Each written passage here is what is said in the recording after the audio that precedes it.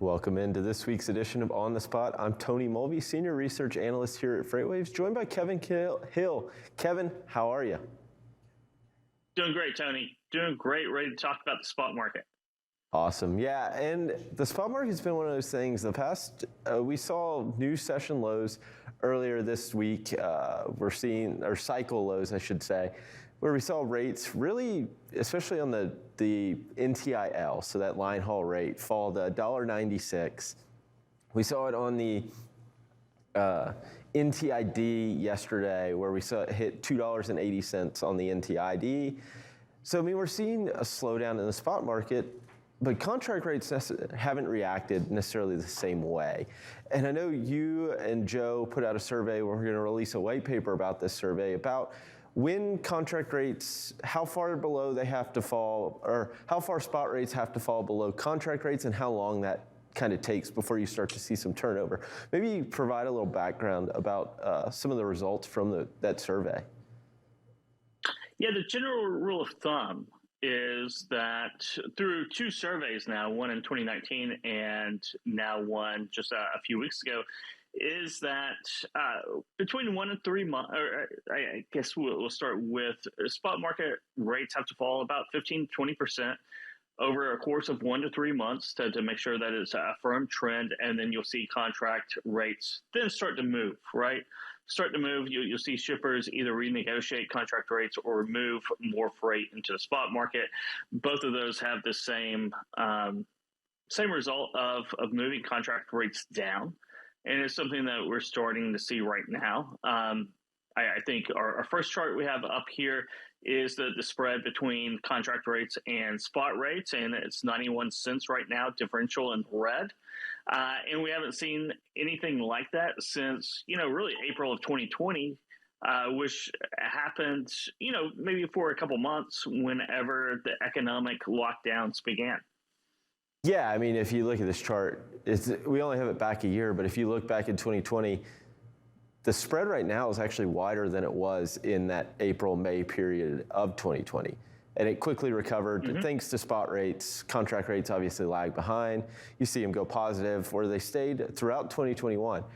Then 2022 happens, you see this slowdown in the spot rate really take hold kind of in that late February, right around the same time Ukraine-Russia situation broke out, oil prices surged, things like that. All this inflationary pressure really started to mount. Obviously, we were having that pressure on the consumer for a while, and it's really accelerated into this time frame. But right now, I mean, you're looking at 91 cents. If you're thinking at $3 a mile compared to $2 a mile, I mean, that's 30%, 33% difference right at it. So, I mean, you're really at that level where it's even on that upper end of where contract rates, that spread needs to be to see contract rates move. And on the initial side, you're not really seeing it happen yet.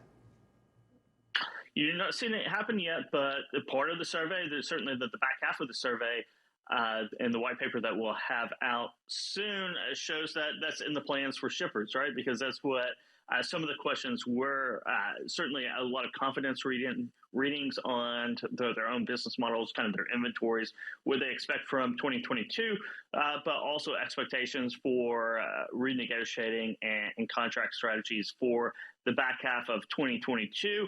And what I will say right now is that expectations are that contract rates are moving down. They're going to be negotiated down. Certainly, if they're not negotiated before the term ends, when the term ends, it's all going to be reevaluated based on the spot market, because the spot market drives the contract market. Yeah, and when you think about contract rates, I mean, a lot of them took hold, those year-long agreements took hold there in that first quarter into the second quarter. That's where they were renegotiated in those double digits that you're hearing from the large enterprise carriers. And I mean, small carriers don't necessarily have this incentive yet to renegotiate, but it's going to be from the shippers that drive these rates down. And we'll pull up our next chart here, and it's our van contract rate. We always bring up the initial. Well, this is the final.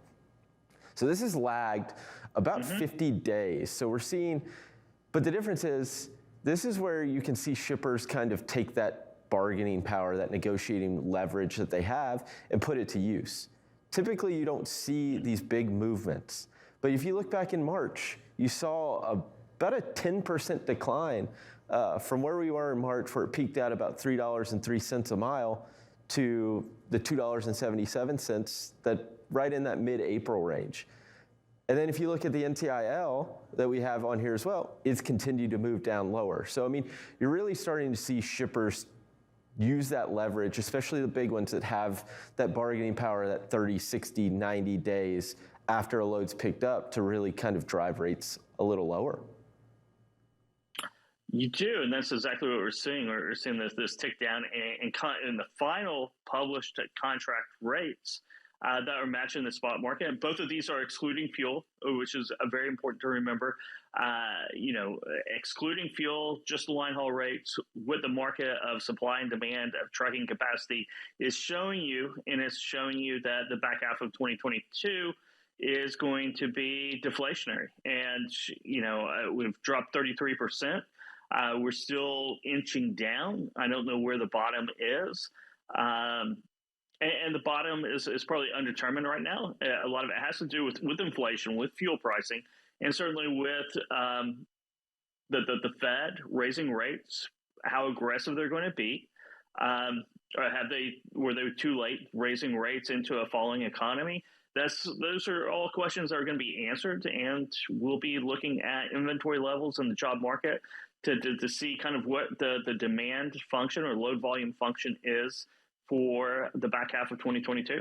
Yeah, I mean, we have Q2 wrapping up next week, and we'll start to see earnings results from these retailers that reported these record inventory levels, and see what they've if they've grown even more. I mean, we talk about it on the ocean side. We're seeing that dramatic decline, and then you start to see Port of LA talking about we're seeing a 25% decline week over week in container volume. So you're seeing the signs of this slowing down really start to actually manifest itself here domestically.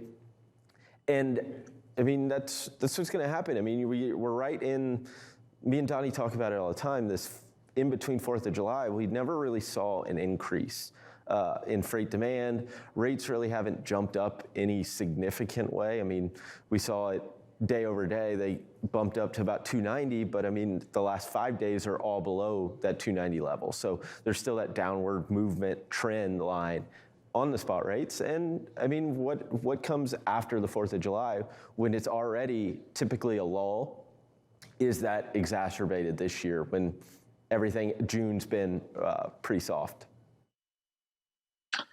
It has been pretty soft, and people will start talking about back to school, and we'll start watching back to school after July 4th. But yeah, we don't really see a bump up yet on we saw a stabilization for Memorial Day. Probably see another stabilization for 4th of July, and then where do we go from here? Yeah, awesome. Good question. Awesome. Well, that's all the time we have for this week's On the Spot. We'll be back on Tuesday for the next edition of the Research Corner, but we're going to take a quick break, and we'll be right back with more FreightWaves Now.